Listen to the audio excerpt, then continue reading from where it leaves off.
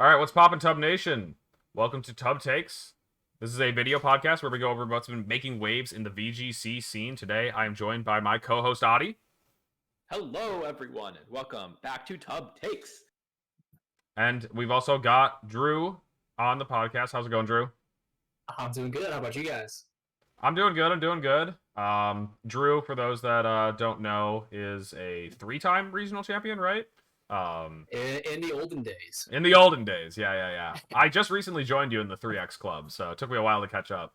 Yeah, I've been doing some VGC 17 history research, and it's funny. There, I think, are 3 two-time regional champions in the 2017 format. So it would have been me and Gavin, right? Gavin, and then who's the last one? 2.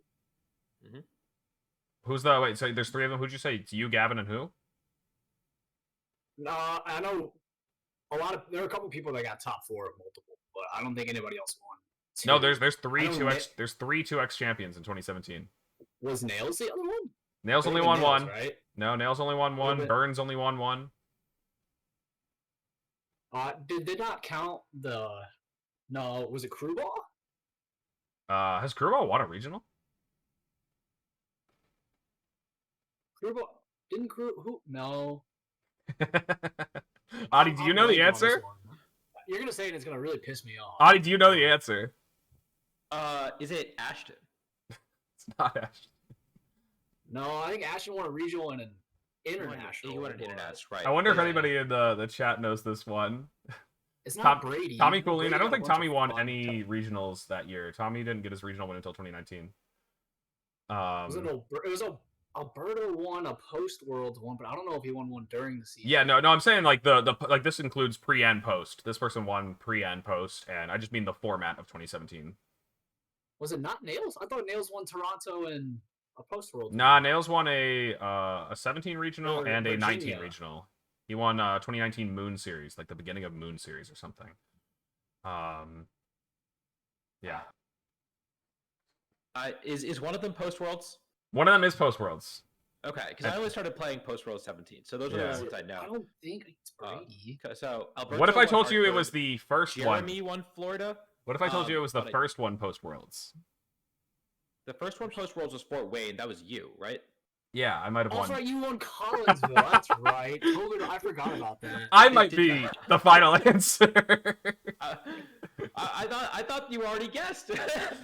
No. Drew said Gavin and himself. But you missed myself. Yeah, I forgot. I did completely forgot the Fort Wayne one. The Collinsville I do remember because we played in that regional. Yeah. That. Yeah, I think that was like the most viewed Pokemon YouTube like video for the longest time. I remember you and Burns you and Burns for the finals matchup. Burns gave me another fun fact about Collinsville specifically because I think top 4. Drew, did you finish in top 4 as well? Yeah, I lost 2 Burns. Yeah, because that top 4, everybody else went on to. Well, actually, no, that top 4, me included. Everybody in that top 4 went on to win a regional later that year. Burns went on to win. I think Seattle was the one. You went on to win Madison, and Nails went on to win Roanoke. Was it? Yeah, Toxic Elements. Yeah, that team was crazy. that 17 was hype. But anyways, we'll go over the VGC 17 history in another stream. Today is Tub Takes. For those that don't know, I already talked about this being a video podcast, but this is going to be up on YouTube tomorrow. In a day. Tomorrow. So if you're here for the beginning but you can't stick around for the whole thing, feel free to check it out there on the YouTube channel in the chat, CK49. And with that, though, let's go ahead and talk about our first subject for today, which is the confirmation of a date and venue for the, I think, previously announced Santiago Regional. Me and Adi were saying that we can't remember if we did talk about this on Tub Takes or not before, but here it is now, date. Wait, it says date, but I don't see a date in the picture. Do I? Oh, I just got to click to expand it. Cool. Yeah. This is a regional, so there is $6,000 in prize money. I think a lot of the South American regionals have had relatively low player caps.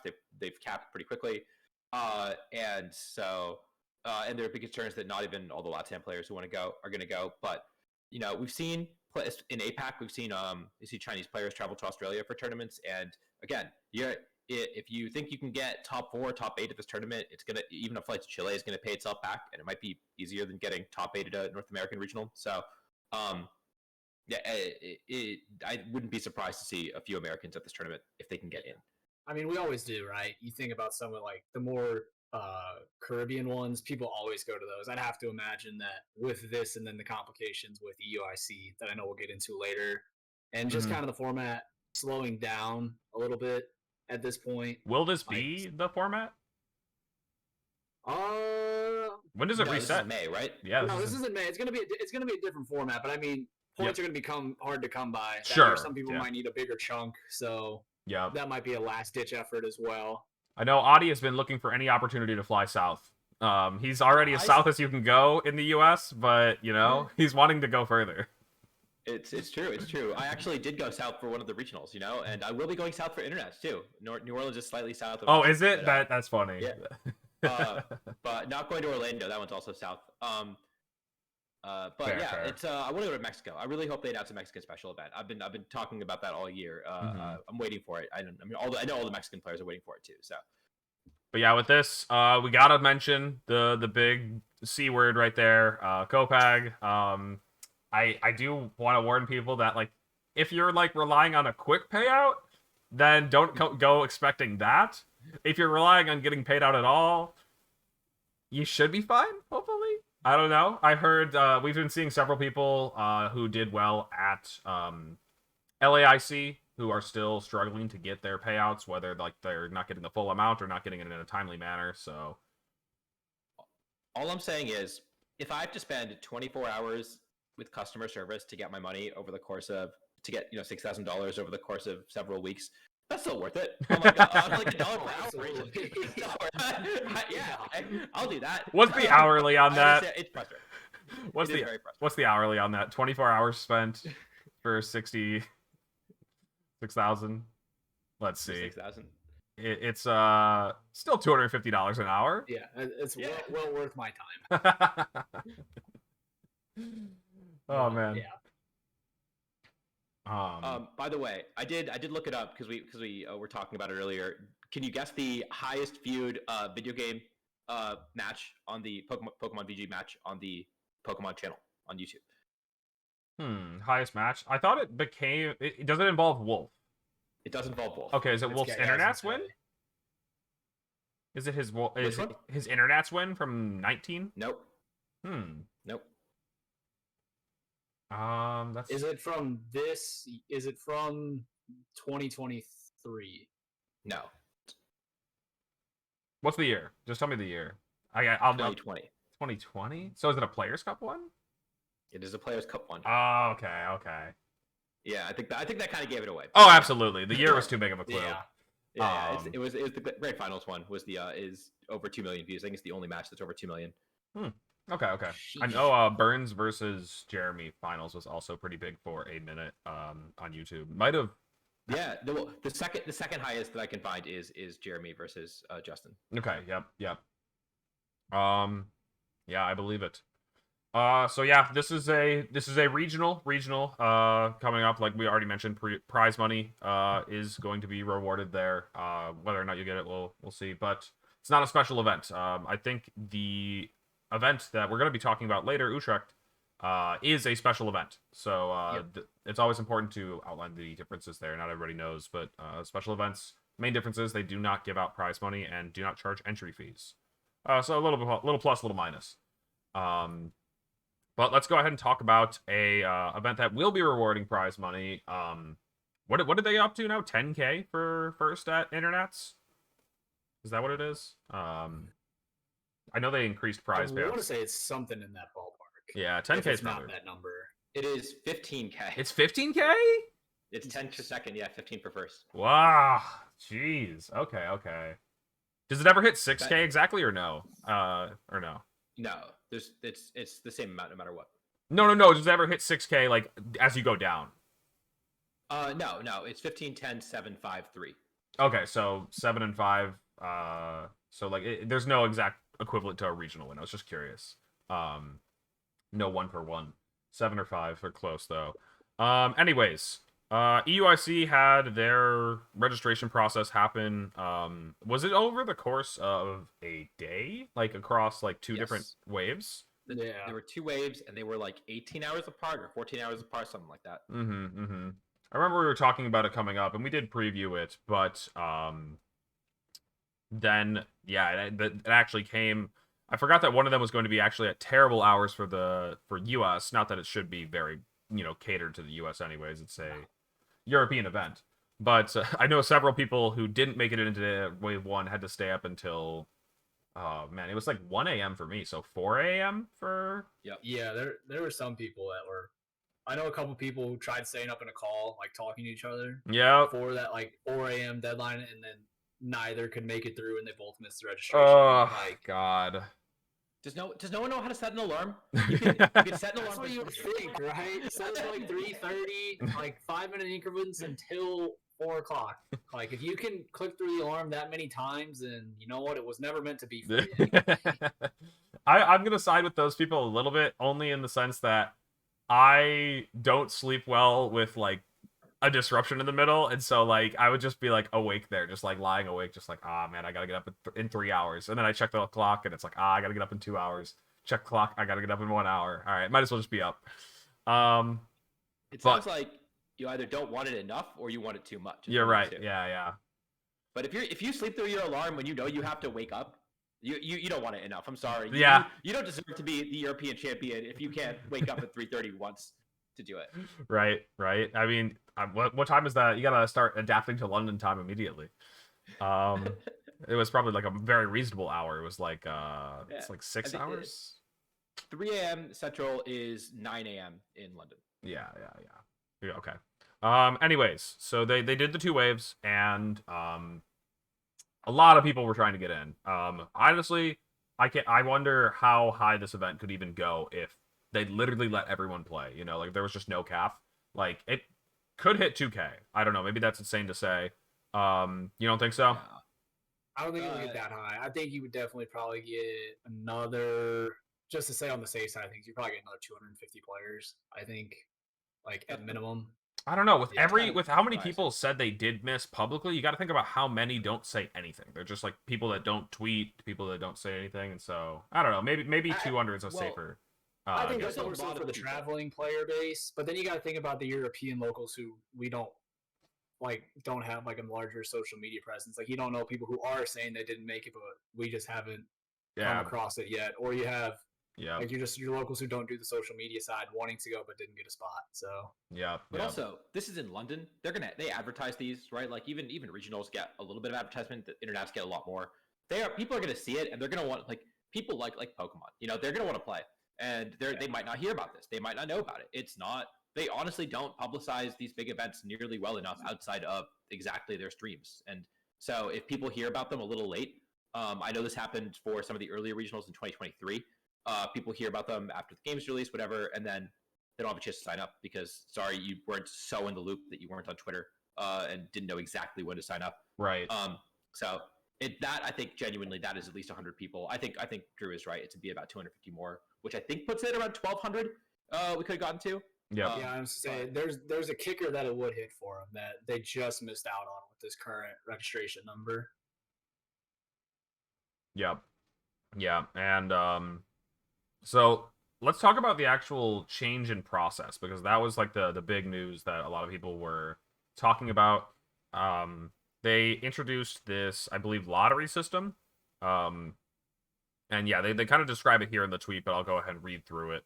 It says the first wave will utilize first come, first served allocation. That means that you just need to submit your registration request once, and then you will see this kind of like waiting page. I think they go on to describe it more down here.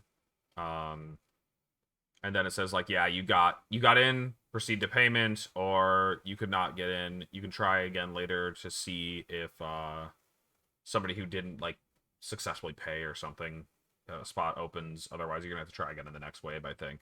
I think this was to go against the first come, first serve, and more so just like take everybody that like in at once and then just randomly distribute it, which is funny because that's like how Pokemon VGC started, how it got its roots was like people talked about the lottery like back in like 2007. But yeah, this is super. It's just kind of super amusing that we've had to come back this way because of how much demand there is for these events. They also notably increased the price for this event. So they knew that they were going to sell out. They said, supply meets demand. We're going to increase the price. Maybe fewer people will want to come and will actually have the right number. And then no, it's still sold out. So it was $90, I believe. Sorry, 90 euros. I forget which one to sign up. I think it was 90, close to $90 is what it was. But Wait, yeah, you're saying it was 90 US to register for this thing? I believe so. Yeah. Holy shit!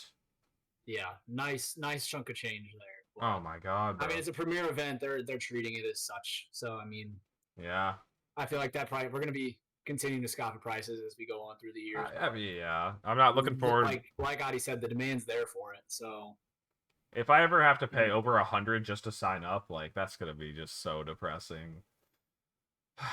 Then you have to really think about like how likely. Then I really have to start thinking like how likely am I to get like a payout back? Like because God, $100 in AIC. Yeah. Honestly, like that's the funny part is that EUIC it's still going to be a really really big event. I think it still it hit 900, right? Like, I don't exactly remember the number that we got to. I believe it's over 1,000. Yeah, I think it's over 1,000. Well, yeah, with the second wave, it's over 1,000.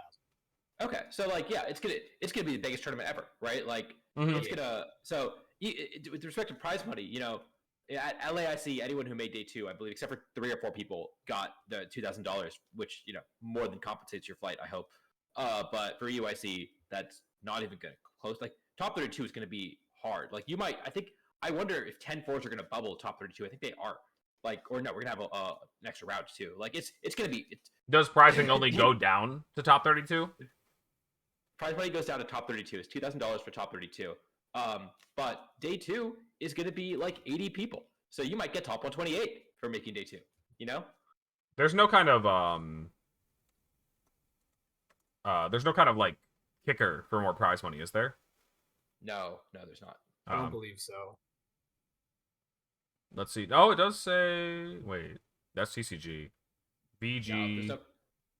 No, it just doesn't mention anything about a number of players required. Yep. Okay. They do that intentionally. I think that this is to get around some gambling laws, or some local laws about how to, about tournaments. I think specifically in Italy, but they haven't announced the Italian regional, so maybe not. Yeah. But what I was told was that in Italy, you have to announce the exact prize money before the tournament starts. Yeah. You have a variable amount of prize money. Yep. I do remember that. Remember learning about that. So, yeah, the lottery definitely left some people a bit sad, not able to get in to EUIC, and I don't know, that it's just kind of tough because there's just so many people to play that want to play. Yeah, I don't know. Adi, what do you want to? Do you want to talk about the Eric Rios tweet? We can. I don't know. It doesn't really matter. I think it was in bad taste. I don't really care about saying that. I love that. Because it's funny with the Eric Rios tweet. He says like they want it to be like who wants to watch Paco the Baker instead of a top player competing, and Paco the Baker, I think like an English translation would be just like Joe Schmo or John Doe, I think is like the word that we like use. Basically just like random nobody is what it means, and Eric was just saying like, who wants to see a random nobody when you can see like a top player should get spots. The problem is that there already is a system in place for top players to get spots. The people earning the travel awards are the ones that guarantee their registration, and then everybody else has to fight to get in. And yeah, I think all the critiques that basically just like poked holes in Eric's argument, like saying like, hey, you were Paco the Baker at one point. I think I just kind of agree with those. Is that like everybody deserves a chance, and yeah, unfortunately there's no perfect solution besides just bigger tournaments. Like if people are gonna be missing, then I think it should just be random. We don't need to like, I don't know. I disagree. What do you want to say? What do you want to say, Adi? Give me your I take. disagree. I think that, okay, first off, we should by no means do the thing where top players get in, championship players with championship points. First off, if you have 500 championship points, right? Like you could argue that people who really need to get in are the people who are between like 150 and 300 championship points, and this is defining their season. Like they have a reasonable argument for that too. That this is. I'm sorry, like I can't travel to 4 events. I have to do Internats. Like that's a reasonable. So I don't think that Eric Rios deserves it more than any of those players, by any means.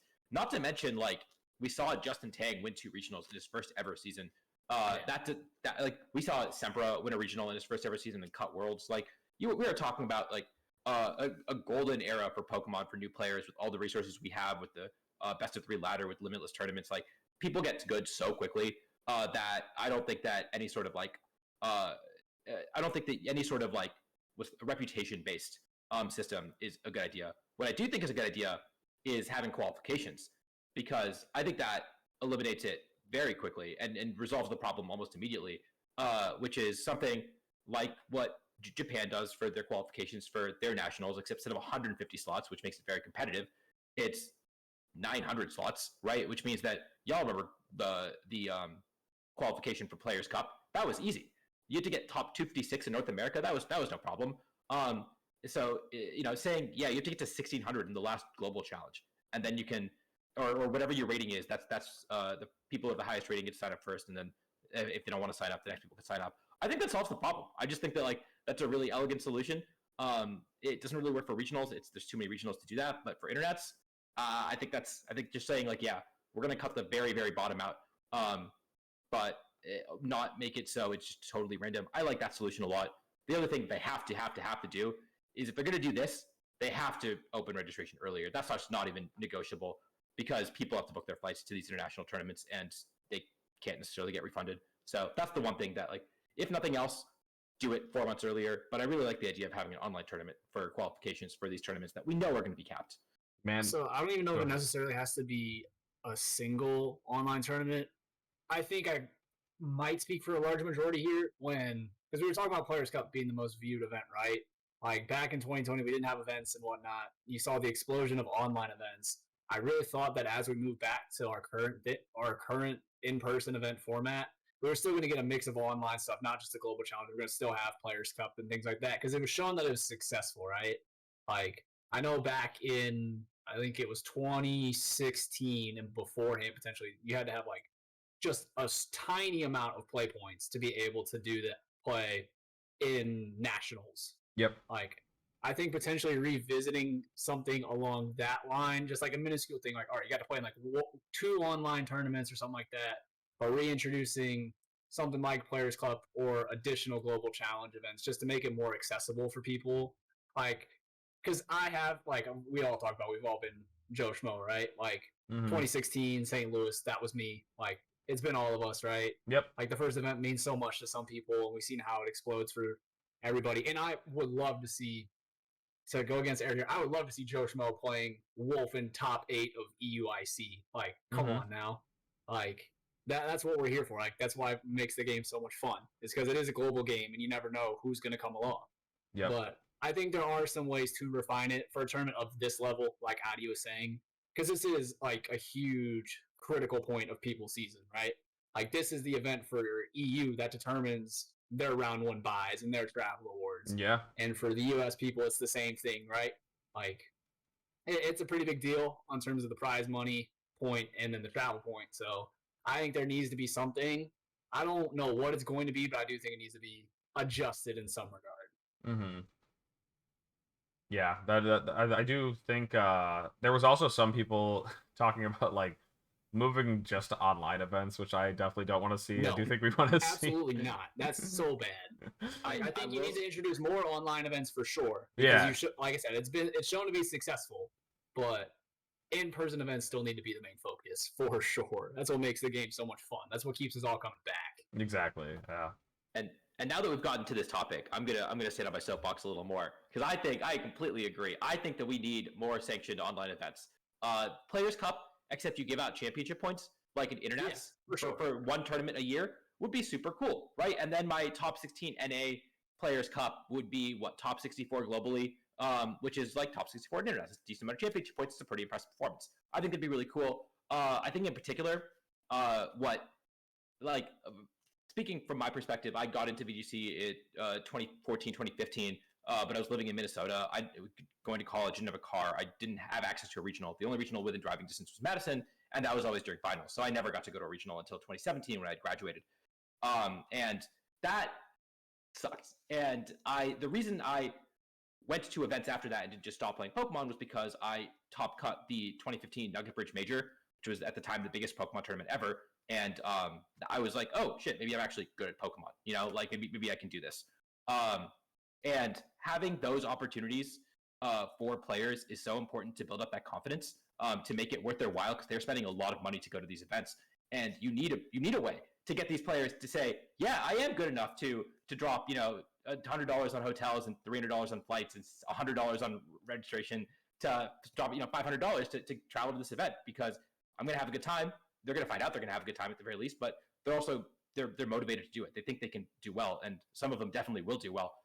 They just need that little push. And so I really hope that we have more official online events, because I think that it's going to keep introducing players. It's going to be a steady stream of players going to in-person events, competing in the circuit, going to multiple events if we have those sort of online tournaments, and it's a huge missed opportunity in my opinion. Yeah, they already like set the structure for it with Players Cup, just rework it just a little bit, bring it back. It did well as a, placeholder for those years where we had to play only online. I think that I kind of think, when we progressed back to IRL events, a lot of people were talking about how they were expecting to see integration of the two, and there just hasn't been. So it would be really cool. There's a lot of players that I know that just like are in regions like Adi talked about Minnesota, which maybe is still even more privileged than other like certain like countries that just don't get any events at all. And so they would love to have a chance to just like play online, and then like you said, determine that oh, I only need this many more points to get an invite now because I did well in this online tournament. Maybe I will go book a flight, go to EUIC or whatever other tournament. Yeah, I like Team Rocket Elite's idea, online events that give you travel awards to ICs, like basically just saying like you proved yourself online, now come try it at the IRL like scene. That would just be so cool. I don't know. It's really hard to deal with the growing game, which is like good. It's good to see that we're having so many people want to play VGC, but yeah, we can definitely see that they're struggling a bit with the growth, venue spaces and stuff. Are there anything other things that we have to say about the EUIC registration process? I don't think anything else notably. Was there something, Adi? No, I don't. I mean, we'll see what ends up happening with it. Like, there's still plenty of variables that can change for this, right? You never know what they might be able to work out or what's going to. That's true. They might be able to get more slots. They might be able to, we'll see. It would not be optimistic. They announced registration so late that I don't think they're going to have more slots. I think they were working to get as many slots as possible, and that's why they had registration so late. I believe it. Man, that is just like the one thing. Can they just announce these things earlier?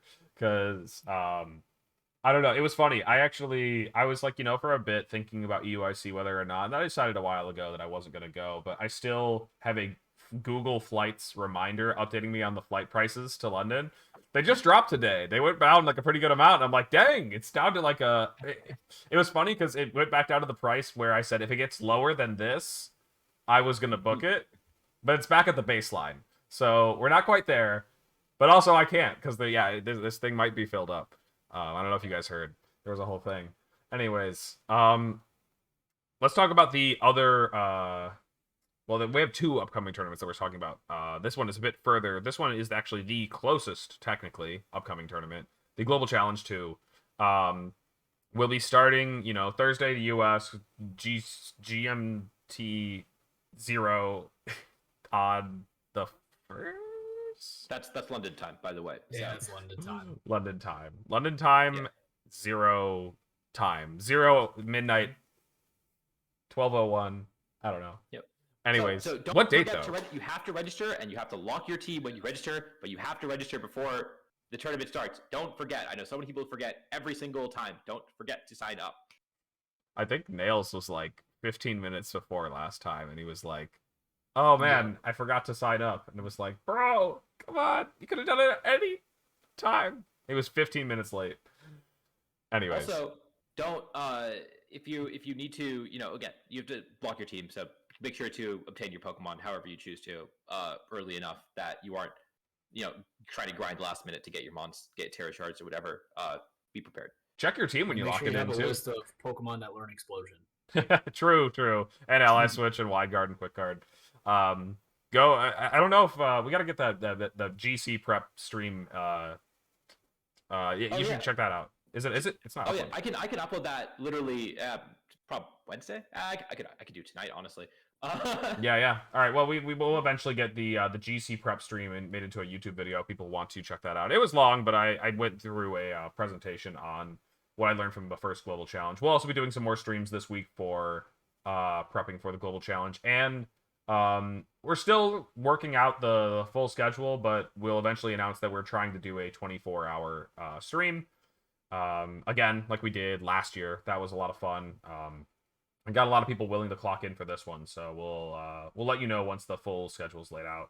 Anyways, a lot of GC content coming up, and oh yeah, the last thing I wanted to mention was make sure to check your team before you lock it in. Don't lock in Toxic Chain Okidogi like I did, because I thought I was in the clear because like you go to when you're playing IRL events, it's like, all right, I'm gonna check my team against my team sheet. I don't want to be that guy that loses a Pokemon for a team sheet error. But then I was just like, oh, this is chilling. No team sheets. Let's just sign up. Let's just go.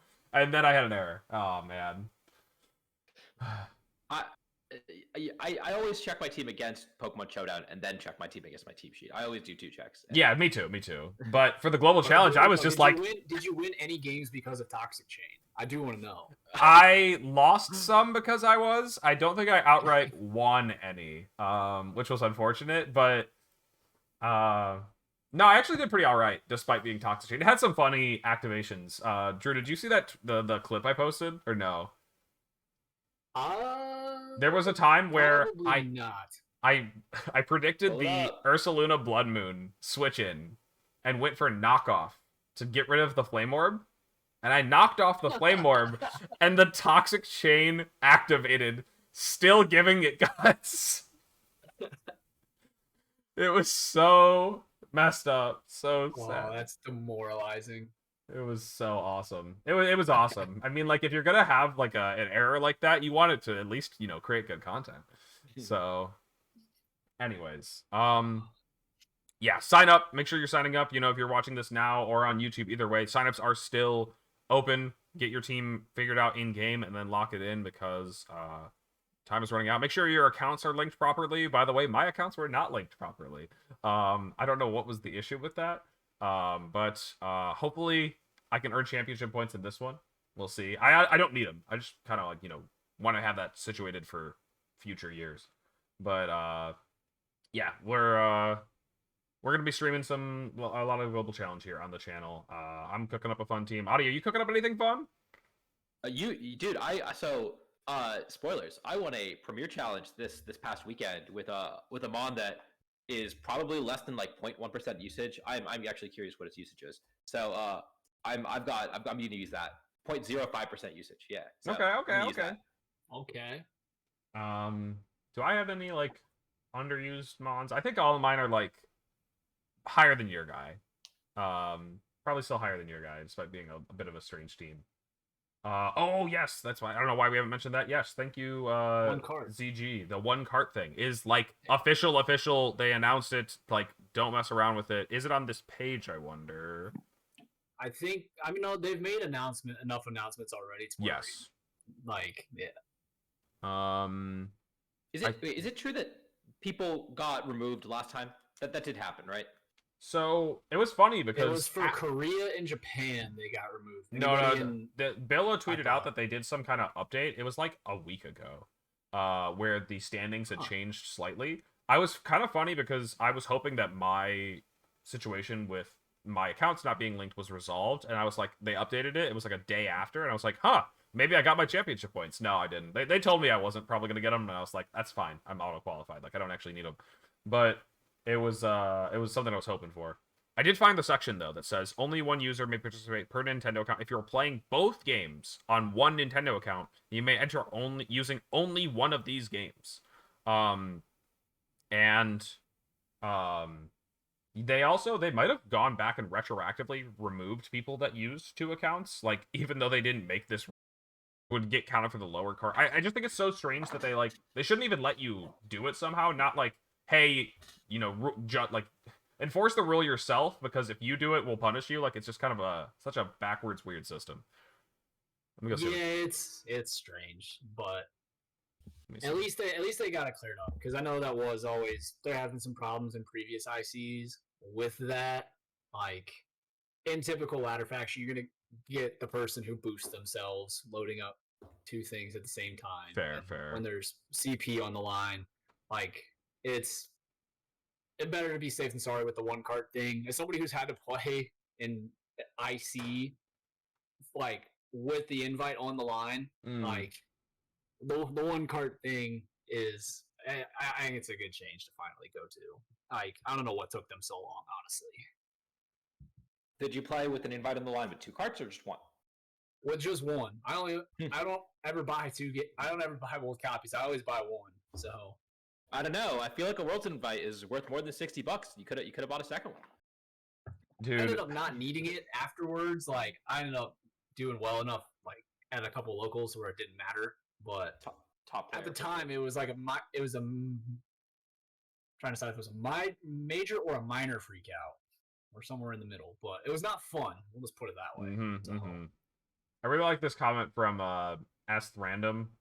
If I play, I'm probably just gonna use my ladder team, aka the top 4 Mons and 2 from the top 10, which is just like, damn, you could build a lot of teams that are top cutting tournaments with just 4 of the top 4 Mons, and then 2 from anywhere in the top 12 if you want to, widen the range a little bit. There's a lot of archetypes that are comprised of just that. I bet you could do even better than that. I bet you could pick a team that is just like 6 of the top 7 Mons. I don't even know what they are right now, but I bet maybe even just the top 6. I bet that could work. That's called Big 6, bro. As long as you have Raging Bolt and Fluttermane, you're pretty okay. Right, like Fluttermane, Ensign, Ogerpon, Raging Bolt, like, yeah, that's a good team. You're already set. Didn't that win a regional?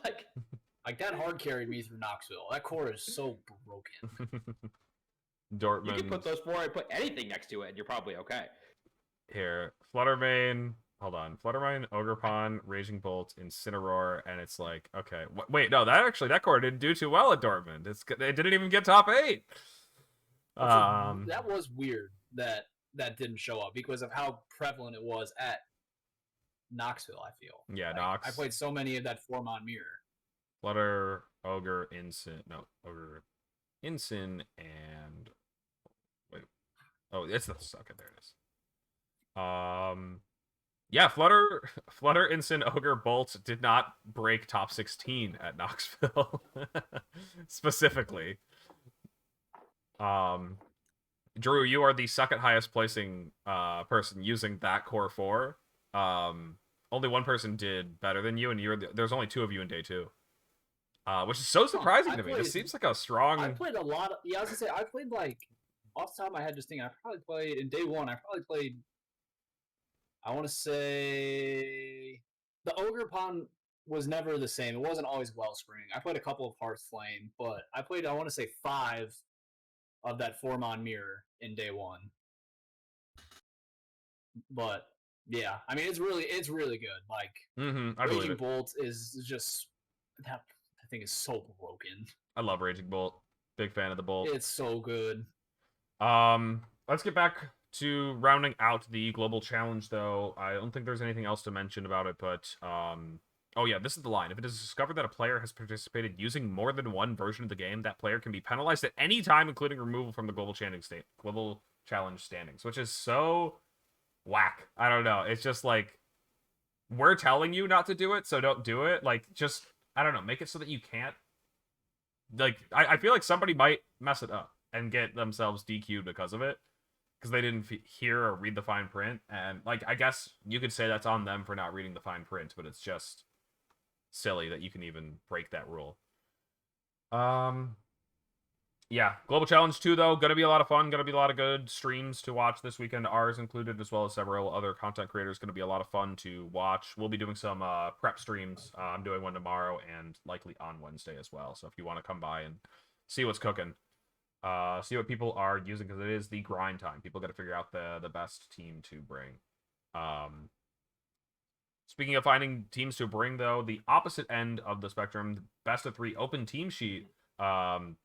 Utrecht is this weekend. I hope I'm saying that one right. I just keep saying Utrecht, but Utrecht in the Netherlands is happening this weekend. I think US, the third global challenge is Vancouver, huh? Did the first one lined up with Knoxville, second one with Utrecht, and the third one lines up with Vancouver, I think. So always gonna be some event that has to overlap. Unfortunately. Apparently, it is Utrecht, not Utrecht. Utrecht. Okay, Utrecht. Utrecht, though, special event, which means that it is not prize money, and also that the signups are free. It is a very large event, 670 masters. We'll see how many, don't end up making it out, but still, an over 600 person event is going to be a great tournament, one to look at for what it does to the metagame. Like we've got Vancouver coming up, we've got EUIC coming up, and this is going to be a major pit stop on, what people are using to figure out, basically just metagame development. That's all I'm trying to say. Alex's pronunciation was correct. That's what Nerd and I was saying. But I googled it, and this is what Google said for both American and British. Wait, but I'm not British. Yeah, no, but the American and British pronunciations are the same. Color. Flavor. I'm sorry, I didn't get a Dutch option when I looked on Google. Sorry. But yeah, what else is there to say about Utrecht? Now I'm worried about how I'm gonna say it.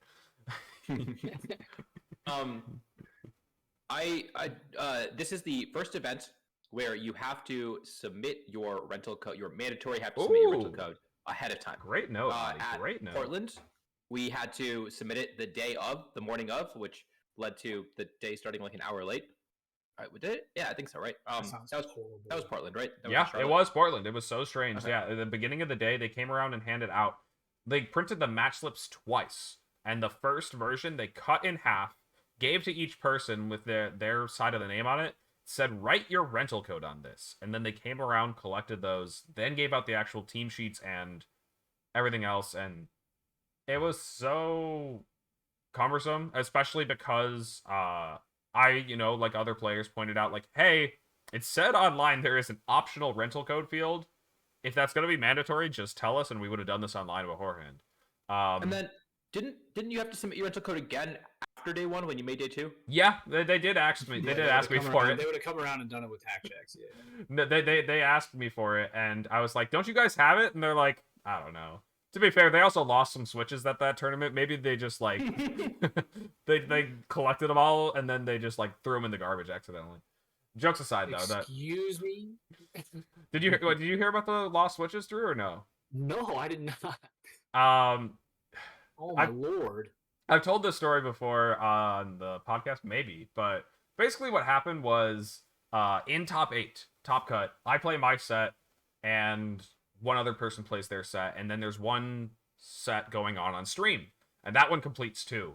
And Joe UX9 is the last stream set. He's going to be playing the other top 8 on stream, but he's just standing around in the crowd, and I'm like, why have they not started? What is happening? So I walk over to Joe, and I'm like, Joe, what is going on? Why haven't you played yet? And he's like, oh, you didn't hear they lost our switches. And I'm like, what do you mean they lost your switches?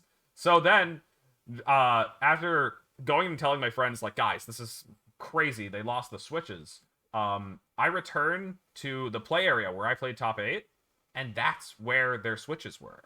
I was the one who found them, and I just said, like, they were, like, wrapped in their team sheet. I posted a picture on Twitter, and yeah, the team sheets, the switches were just wrapped in team sheets, just sitting on the table in the top 8 play area. I don't know how it was overlooked, but I just grabbed those and gave them to Joe, and I was like, Joe, go find a judge and tell them that you found them. Like, just get this dealt with. It was so comical.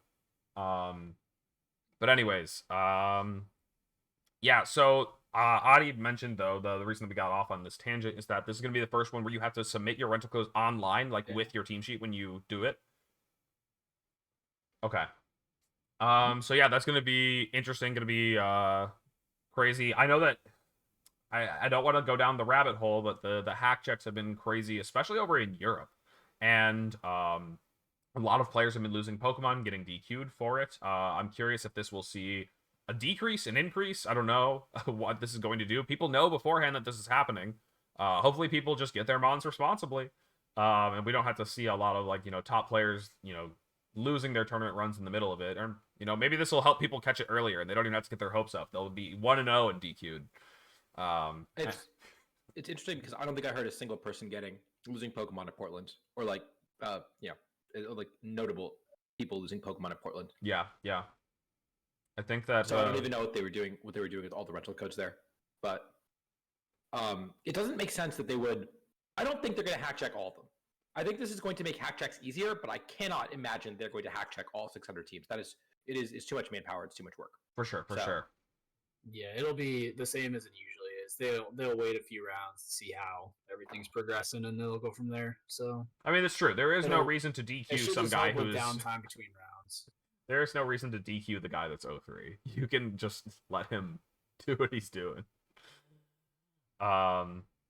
It should be officially streamed. What's the start time? 9 UTC. So rewind that back like 8 for me. 3 a.m. 3 a.m. for 3 a.m. Central. Central. So okay, so 1 for you. me. Actually, 9 UTC, right? Yeah, it says 9 UTC. All right. Yeah. Mass hack check is possible if they had an automated system, but they would need help from Game Freak. Yeah, I don't know. It would be nice if we could lock our boxes. That would be a start. Then we wouldn't need a lot of these things. We might not even be playing open team sheet. If we could lock our box, it'd be a different world. Anyways, yeah, so it's going to be a Victory Road stream. They always put on a good show. They'll probably be starting a couple rounds in, and yeah, other than that, I don't know if they've ever. It looks like there was one here last year, special event.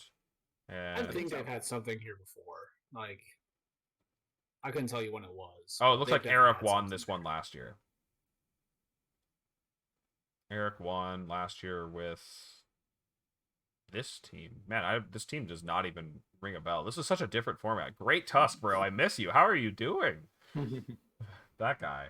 That is so funny. Over Aurelian Sol and Mark Fierro, Alex Gomez. It's a pretty, stacked cut here. A lot of the top names in Europe. So will Farigarath win another EU events? Won the last 2 in a row? Right. Wait. Oh, it did win the last 2 in Europe? So it just won. Oh yeah, the last one. Roxon won. I think because Rakeson was using Wolf's team. Okay. All Europeans know how to do is click fake out. They love it. All they do. So just run a giraffe and you fly to the top. That is actually so funny. Notably, I think it was like one of the best giraffe finishes, like for a good length. Top 16. One in top 16 and a couple in top 32. Roxon, was it like a lone giraffe as well? Let's see. Roxon, yeah, another one in top 16. Actually, I think it's not the same guy, but the brother. It's Frederick here and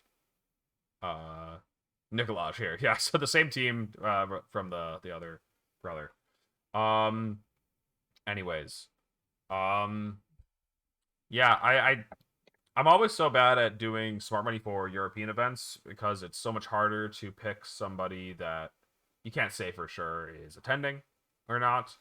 But we still do have smart money here. I forgot to change the difficulty. I was informed by a European this is 3 out of 5 difficulty, by the way. So don't come at me. I don't know why it's a 3 out of 5 event, but I didn't ask any questions.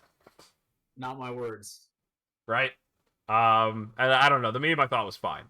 I thought it was a good bit. Also, not my meme, but I ran with it. Let's talk about smart money though. For this event, who to pick? Who is going? Anyways, Drew, do you have anybody in mind that you would pick as a smart money for this tournament? Let me take a look here. But Yeah, I'm gonna. in terms of a Pokemon that I'm going to give smart money on, I mean, Raging Bolt is the obvious one. I think that's the best Pokemon in the format, Yeah, and is like the sole reason why Landorus continues to see any usage whatsoever, just because there's so little that checks it. yeah. I hate Landorus, dude. That Pokemon pisses me off. I think that's a. Go ahead. If we want to, I guess we could do smart money first. But I do want to talk about how we think the meta is going to change, how we think the meta is going to look like. So yeah, let's do it. Let's pick our smart money and then we'll bounce back to the meta game. And that's what we want. Just from a consistency standpoint, actually, you know what? I know he's made a couple day 2s at the last ones. I'm gonna make so it might be a little bit of a reach potentially, but I'm gonna go with Matty Morgan. I know he's made day 2 at the last couple, so we'll see if he can bring one home. All right. I like the pick. Audie, who are you picking? yeah, I think I've got Marco Fierro. I think he's he hasn't really done incredibly well since he won LAIC. We have 6 Pokemon this time. Can you confirm that? If he can get 6 Pokemon, this tournament, then I think he's been using a similar team for most of the format. I think, or similar variants of the same sort of bounty team. I think he's probably the best pilot in the world, one of the best pilots in the world at using that sort of team. And I think that experience and that consistency and having a couple months to cook, it's gonna help him. And so I think he's gonna do really well. All right, and I'm gonna pick not the reigning. Is Marco even going? Uh oh. Somebody no. I just guessed. He doesn't need to go. I'm gonna pick. He might just win without even attending. That's what Audie's trying to say. I'm gonna grab former world champion, not the reigning world champion anymore, but Edu. Edu is using what I think is the best, super annoying, almost unbeatable team right now. I'm trying to see if I can find anywhere that it's been shown. But there's this team making the rounds. We want to talk about metagame. This team that consists of Scarfer Shifu, Chanpao Landorus, Raging Bolt, and here I had a team report article on it. Maybe that could. Edu is not going. Edu's not going either. No. I think the other person that, if they are going, that I would expect to see in top cut is Casty. I mean, he's done. He's top, top 16. I mean, finalist and then got 9th at the last one. So just never surprises me when he does well. Carmine, the backup pick. I got my backup pick. Who are you picking? I'm picking Michael Derbesti. I know he's going. That's true. Michael is going. He's been on main, of course, as he would at 1700s on ladder for like the last 2 weeks, and so I'm pretty confident he's going to do well. Pick your favorite Dutch players. Are either of Torviv or Roxon going? They're two European. You mean the timeline where Ketchup Plant comes back? And True. I'd pick Apple Pie. I'd pick Rob. Rob's a fun pick. I'm literally pulling up the Dutch roster from the World Cup to try to figure out who my favorite Dutch player is. I hope that Rob and Ketchup Plant are both going, and if they play at some point in Swiss, if they don't put it on stream, I don't care what record it's at. I need to see the grudge match between those two. I don't think Rule is going. From what I've been hearing, he hasn't been very active in VGC. He played something earlier this year, though, maybe Liverpool. But I've got my 2 favorite Dutch players. I've got Ivar, the guy who made day 2 at a regional with the Dunsparce last year. He's one of the Dutch players. Yeah, the team was. I won a local with the team. It was sick. It was just Annihilate setup with Paraflinch. That guy. Super. That guy always uses really creative stuff. So he's up there as my favorite Dutch player. And then I think Akram, the person who I worked with for my San Antonio regionals team. By that I mean I stole the team from him and then worked with him after that. But he's also a Dutch player. So got 2 Dutch players up there. I don't think Roxanne's going, man. No. Got the invite already. That's true. Dude, I'm just gonna grab. I'll grab Carmine. Carmine said he's going. He's in the chat. Why not? I want to bet on somebody that is actually going. You know, I don't want to take any chances. But anyways, let's talk about the metagame here now. This is the team that there was a team report about and a rental code put out for that everyone is just spamming now. And Europeans, I know that they saw this team and like immediately like had to run to the bathroom because they were so excited by seeing double fake out paired with her Shifu, and they were like, we're so back, guys. The VGC is saved. This is all we ever wanted it to play.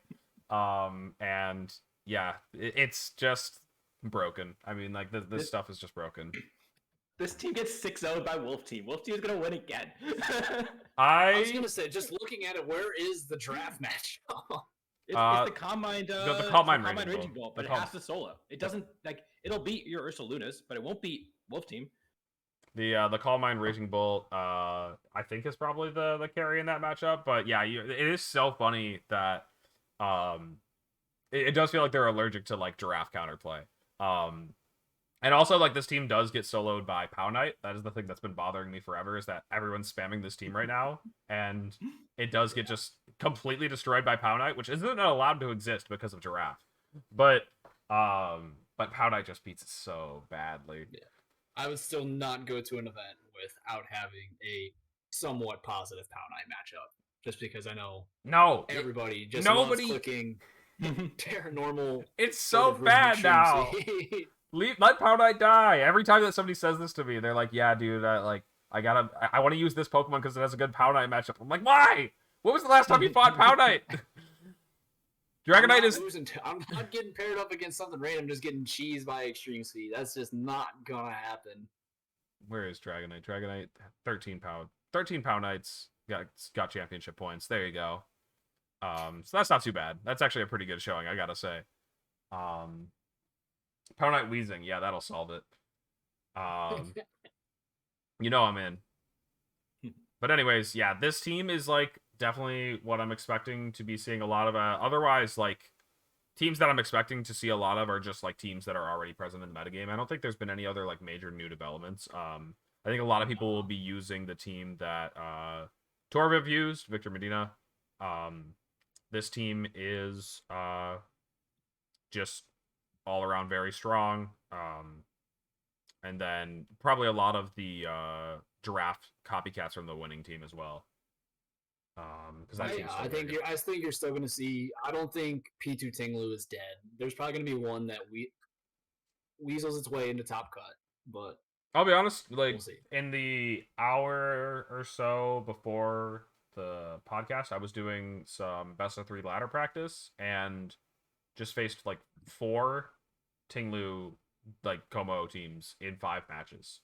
And it was so annoying because like I was doing okay. I just like whether I won or lost, I was just like I just wanted to like learn the matchup once and then I'm chill. I don't need to learn it. I don't need to practice it 4 more times. I wanted to get like a diverse spread of teams to find out if what I was testing was good or not.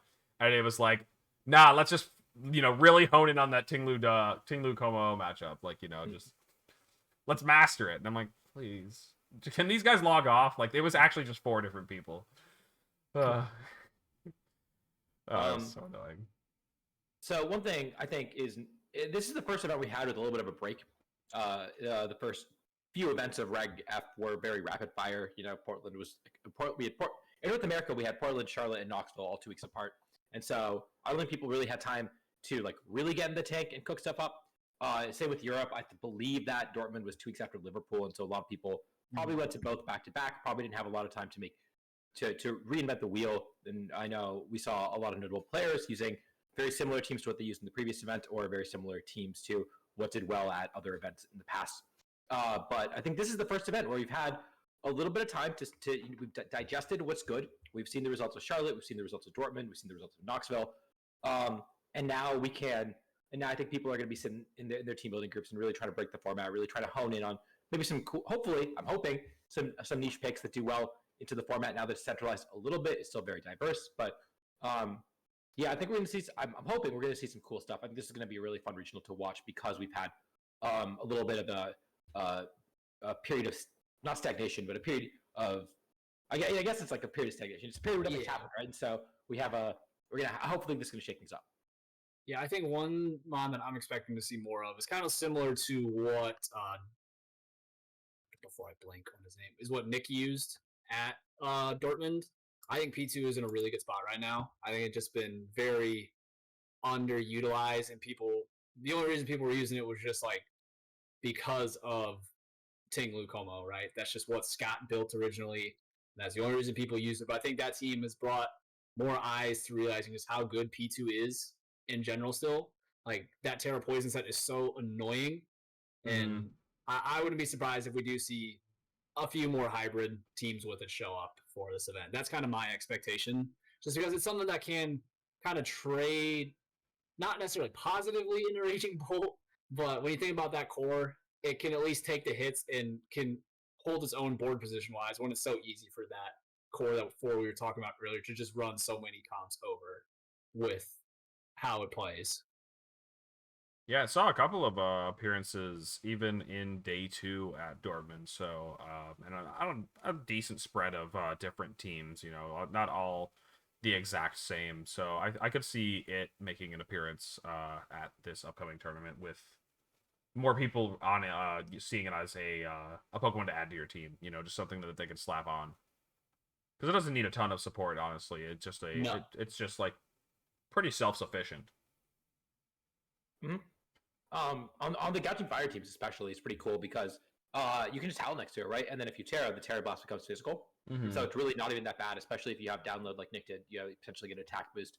It really does have that sort of flexibility. And so I like it a lot on this style of team, more so than I like it, I think, on the Ting Lu stuff where it's very passive. Here, it becomes a threat very quickly if you ignore it. I mean, it's the same thing that Swagger was back in 17, right? The feedy P2 stuff. Like, it just gives it an extra option. Dude, that was so fun. Oh, man. Bring me back. I missed that so much. Bring me back. That was great. But no, like, when you give T2 more parts of its toolbox, it's just, like, it's already such a good mod already, like you're saying. Like, when you give it more than what you're expecting it to do, it just becomes such a pain in the butt to deal with. So, man, we used to run Return on that thing. Return used to be a move. That's so funny. Don't even get me started on that. Don't even get me started. That got axed for no reason whatsoever other than them being lazy. They just they axed it because they didn't want to give every single Pokemon Max Strike. And then they realized that every single Pokemon got Max Strike anyways. And I think they just messed up. They didn't realize that people were going to be running Hyper Beam instead of, or a Giga Impact instead of Return. Yeah.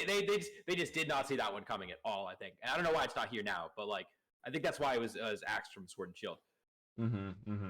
I somewhat buy it. Yeah, there's a lot of cool moves that I missed. Skydrop and Spotlight are the ones I always mention. Those moves were based. Yep. You know, I've got a pick too. I think that Iron Hands is going to come back. We saw it actually too. We saw it get a lot of slots in day 2 at Dortmund actually, and so I would not be surprised. And it's one of the best Pokemon into Urshifu Dark as well, which is picked up in usage. I think it trades pretty reasonably well into Pokemon like Water Pond, very well into Pokemon like Raging Bolt. What are they going to do? Draco Meteor and do 30? Like, so I think it isn't really like out. It doesn't really KO Raging Bolt, but it still can sit in front of it pretty easily. So it's winning the trade. So I think that's a Pokemon that again I was looking at Dortmund results, and that Pokemon is all over day 2, but there's only one in top 16. So it would not shock me at all to see that do a little better. Cool. You guys can have your boring pick. I'm rooting for the dog. The Dogi. Dogi is so solid into the metagame, bro. This Pokemon, Guard Dog, Assault Vest, the typing, everything. Yeah, it is quadruple weak to Psychic, so like it might be a bit annoyed by Giraffe, but it's so like just annoying. Like it is just so tanky and deals with a lot of the popular teams right now really well. Like that team that I was talking about. This team, I mean, it does have a Landorus. That's like the main thing keeping Dogi from just You got Ice Punch. running over. It does learn Ice Punch. Yeah. Yeah. It runs over all these Pokemon. It I guess it doesn't. Urshifu and it kind of go neutral, especially if it's Terra Water. But yeah, Nerd now saying, I don't know, people are catching on to Dogi. I don't know if people are catching on to that. That's kind of hard to say because like it's still not seeing that much usage. No, I think Dogi is always an interesting mind. I always allude to it like whenever people bring it up to 2017 Buzzwole, or like when you think about Buzzwole's matchups back then, where it theoretically has a matchup into everything, but you have to play it very well. And if you do play it really well, it's really good. Mm-hmm. But it requires you to play a certain type of style with a more read heavy type of play style and something to balance around it. Like you have to remember all the Buzzwole teams back then. Most of them had like a Feeny on it or just something to either help heal it up or boost it, but don't have that anymore. But I like Dogi a lot. I've wanted to see it do well. I know Mice, the very first event that we had with it, he cut with it, and I thought, okay, this is actually going to be good.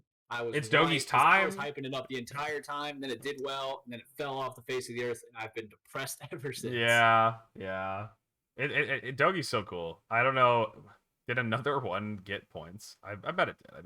We'll find it. It's had to at some point. One's had. Oh yeah, 5 of them got points at Dortmund.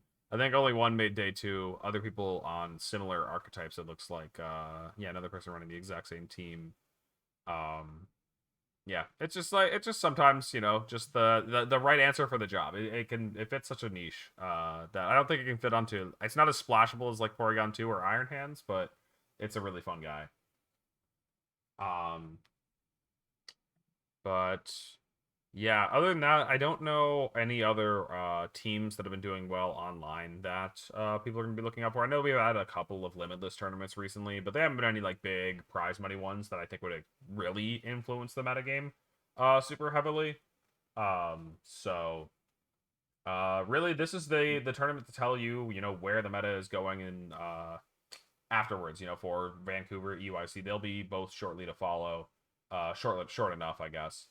And I'm really curious because this metagame does feel like, even though the word Adi used earlier was like it's stagnated, it also doesn't feel super stable because there's so many viable archetypes. And so I'm curious what people are going to land on to, rise all the way to the top in Utrecht. I think there's even some moveset changes with some of the common stuff we might see, right? Like the one I continue to harp on this mod, but it's so good and it can run kind of whatever it wants. But Volt Switch Raging Bolt is something that I've seen start to pick up some talk already because so many people just don't like Snarl because it's really only there for like one matchup, right? You only have it because it is your soft Band-Aid. All right, my opponent's going to recklessly lead like Farigiraf, or it's like some soft size spam check as well. Yeah. But like the utility you get out of like Draco Volt Switch in turn with like Parting Shot and U-turn from Rillaboom and Instant, it's still so good. Like it just brings me back to I'm not gonna say the glory days of Instant Tapu Koko. Yeah. It still feels super strong. Yep. Yeah. I think that people are really going to be trying different ways to break open this metagame and stuff like that because I mean it is just like people know exactly what they have to beat besides this one new team that is popping up from like online influences. Otherwise people know all the list of teams they need to beat. There's not anything like unexpected. It's just all about can they build the perfect version of their archetype to handle literally everything else. I mean, until they face someone else who also rolled up with something brand new, I mean, yeah, sure. I know I'm saying that people need to just lock in on like one of these common teams and just learn their matchups in and out. I still think that my hot take is that whether it's not hot or not is that we're going to see just something that is in the top 16 of this tournament basically just win the next one, unless you're counting that this team. it's either going to be a team that's already in this top 16 or this Qian Pao, Raging Bolt, or Scarf or Shifu double fake out team. I don't think we'll see anything new win this next tournament. I don't want to make a prediction about what wins, but I think this metagame is actually has more depth than people think, partially because there's like 30 viable Pokemon that all have high BST, and so you can and now at this point it's almost like any Pokemon with a high base stat total can do well. We saw Michael do well with Komodo and Tyranitar, and when he was talking about it, he was just like, yeah, like these are just high power Pokemon that people aren't using. They might not be as well positioned, or they might not be as overpowered as Urshifu and Fluttermane, but like when combined and when put into the right metagame, when you hit the right matchups, they're really good. And I think that there probably are some Pokemon that, I mean, even going into something like Liverpool and Dortmund, Komodo was not on anyone's radar. In Knoxville, where Avery cut with it, Komodo was not really on people's radar, and then it very quickly became on people's radar. And it is just a good Pokemon. It's just a 600 BST Pokemon. And I think that there's same with like Iron Hands I mentioned earlier as another Pokemon which didn't really see a ton of play, but just is a big ball of stats, and now all of a sudden is kind of rotating into having a niche. I think we're going to see other Pokemon like that potentially. That being said, I think that this format, when the format is this diverse, you can't ever get practice against every single team you potentially are going to face. Even though you, like Alex, you said, you got a list of teams you're going to face. Not really. Like these teams are all really different. Like they have major differences. There's definitely some archetypes you expect to face, but I feel like a lot of these teams are pretty different actually, despite the fact that you're only seeing the same sort of 15, 20 Pokemon over and over again, maybe one odd choice.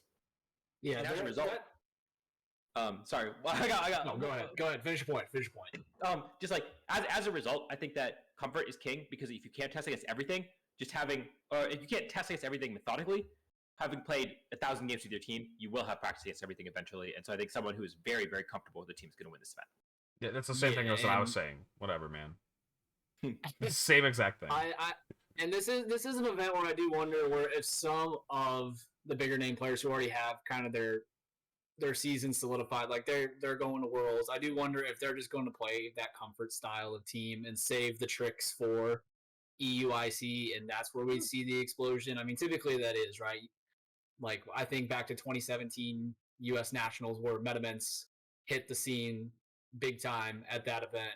But kind of to harp on your point, Adi, with some of the niche things that we're seeing, like when you think about that Tyranitar stuff that you're talking about earlier, the fringe metagame stuff, it's no longer to the point where it's like, all right, this just feels outclassed because it's not strong. But like it used to be, right? Like we look at some of the stuff that was filtering in and out. Now it's like, no, this is a strong mon. It just doesn't fit the current style of the metagame. But like you said, like if you told, like I played a coil melodic at 5-1 in Knoxville, and it was still super annoying. Like stuff like, and that was the only melodic I ever played. But melodic's still one of the better Pokemon in VGC history throughout the years, right? So like the fact that that's fallen down to something that's super niche is just crazy with how strong everything's gotten these days. Oh yeah, definitely.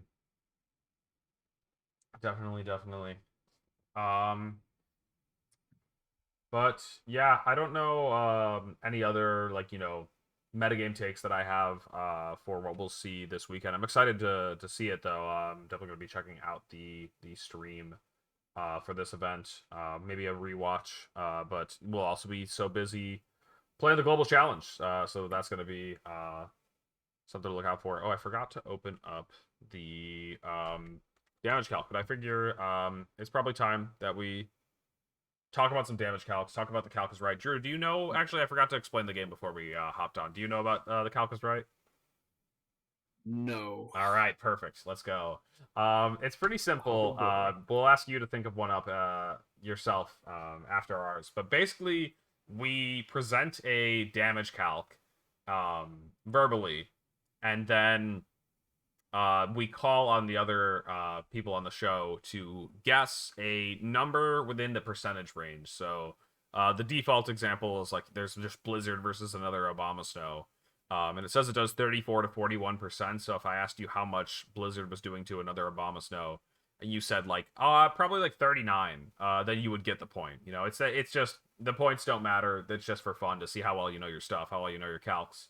But we like to think of stuff that's like a bit more, either topical or funny, tricky. And so, do you have a good one, Audie, or should I start?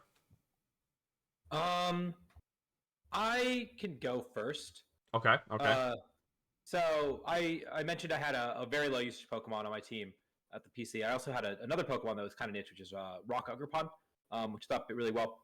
And so that mod is really cool because you don't have to be bulky. You just get to invest it all in speed and attack, and then you're sturdy. I think it's pretty cool mod. Also, it's Raging Bolt. But yeah, let's see how well you know your Rock Pond calcs. So we're gonna take on Rock Pond, max speed, Jolly, max attack, clicking Ivy Cudgel, no Terra. Why would you tear that guy? Into 252 HP, 4 defense, Ninetales Alola. Ninetales Alola. In the snow. Okay, obviously. notably, so you're mentioning this because you do outspeed it, right? You do outspeed it. Yeah. Okay. Oh yeah, and so another thing is, Drew, basically just when you're ready, you just say like, you verbally say like, I'm ready or whatever, just so that when we know you're done thinking about what you want to guess. What did you say the Ninetales EVs were again? 252 HP, 4 defense. In the snow. Yeah, in the snow. I got my number. All right, Drew, let us know when you. I got my number. All right, Alex, what's your number? I'll start with 77. 77. All right, and Drew, what do you got? So am I giving a range? No, you just guess one number. And you want the number to be in the range. 99. 99. Okay. All right. All right, Drew, plug it in. Yeah, I got it. So Ogrepon, Cornerstone. I see a 55 in chat and a 102 in chat. This is just all over the place. I love this. Nobody knows how Ninetales. I was thinking the 102 one because I was using Rock Pond a lot. I actually do like it. It's a good mod. You said 252.0 or 252.4? I said 252.4. Cool. All right. Wow. Huh. Okay. So, it looks like it is an exact 50% chance roll to KO. That is actually so funny. Drew, you said 99, right? Yeah. I figured there's some world where it has to like barely live. Dang, you are perfectly in there. I don't know. I should have known this from doing the exact same like mental calc with Fire Ogrepon. Because it's also just super effective and same multipliers and stats and everything. But Rock just broke my brain. I felt like I was just like, he's so weak. I didn't even think about the fact that Fire could do the same thing. Right? The exact same calc. Okay. So, I'll go ahead and go next. I'll just like let's talk about how well Raging Bolt takes hits from the star of the show that I was talking about earlier, Okie Dokie. Raging Bolt's just a good kind of stat stick measurement. Like, it's very bulky on like both sides. Usually the assault vest set, but that won't matter. So we're going up against an Okie Dokie. How much is a 252 adamant gunk shot from Okie Dokie doing to a Raging Bolt? I think it's kind of a fake spread. Let's look at the calc default. Let's use mine. My safety goggles set. 180 HP and 68 defense, which makes things a little bit harder. But anyways, 180 HP, 68 defense on the Raging Bolt. How much is it taking from an Okie Dokie gunk shot? Max attack, adamant, no item. No item or anything. No My boost. joke answer is 0 because you're never gonna hit the gunk shot. No. Come on. I always hit the gunk shots. Anyways, yeah. Let us know when you're ready, and I'll call on you guys. Ready. Yeah, I'm ready. All right, Drew, we're starting with you this time. How much is it doing?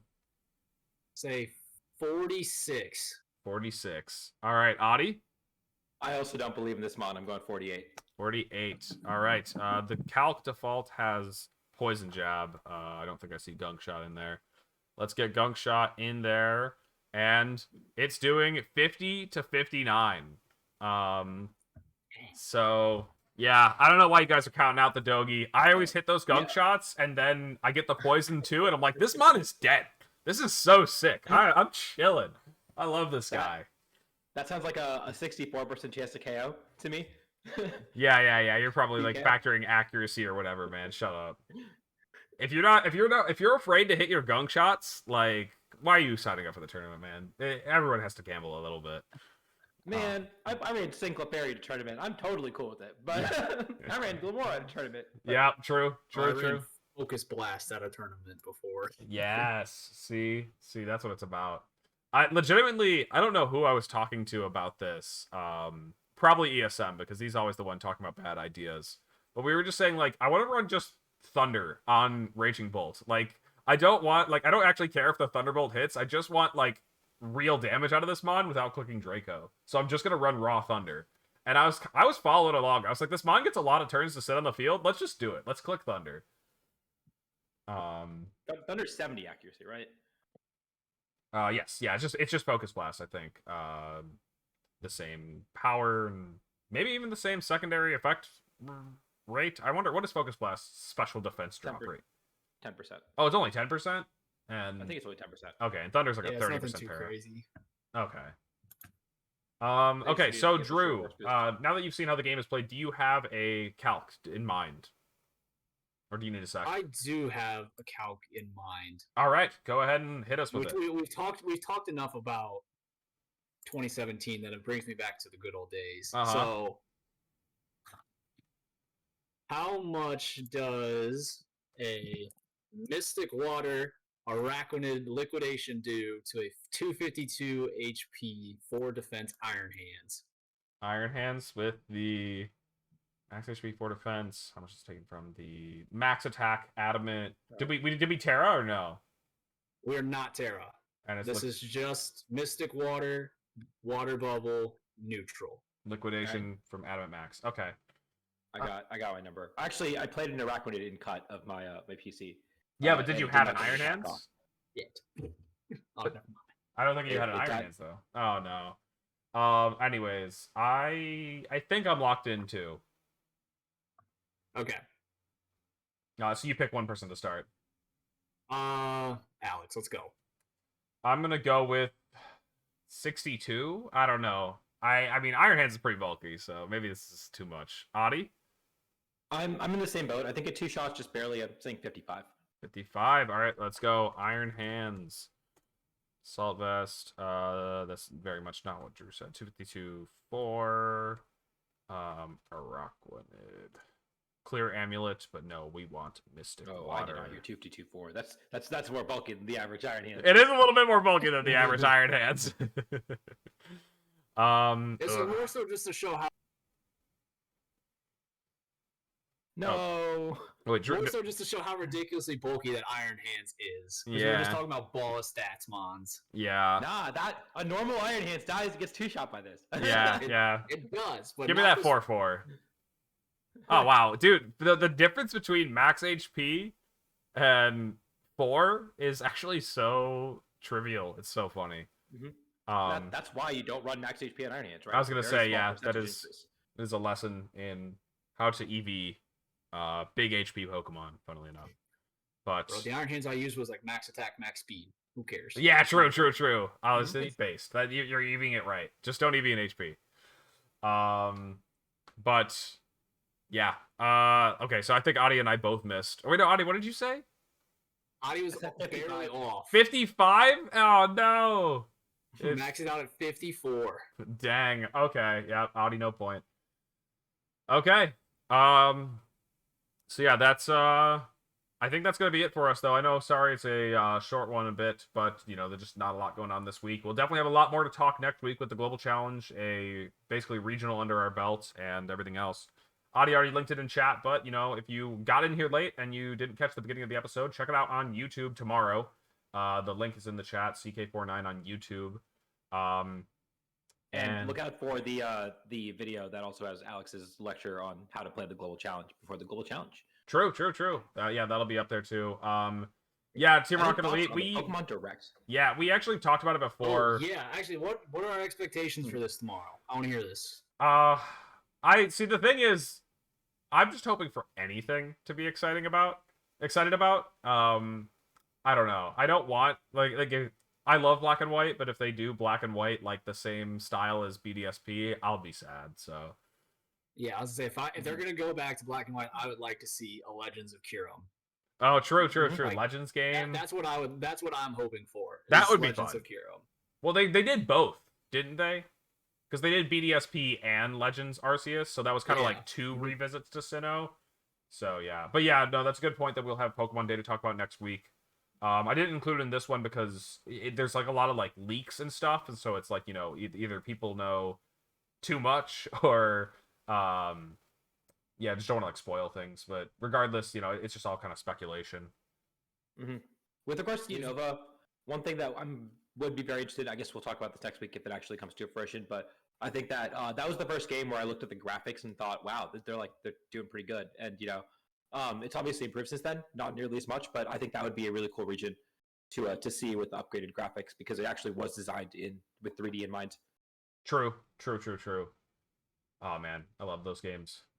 All right. I guess though. Yeah, we'll be talking about that next time. Let's go ahead and find someone to throw the raid over to. Mouse keeps disappearing. Who's streaming right now? Hey, Ryan's streaming. We can do Sableye.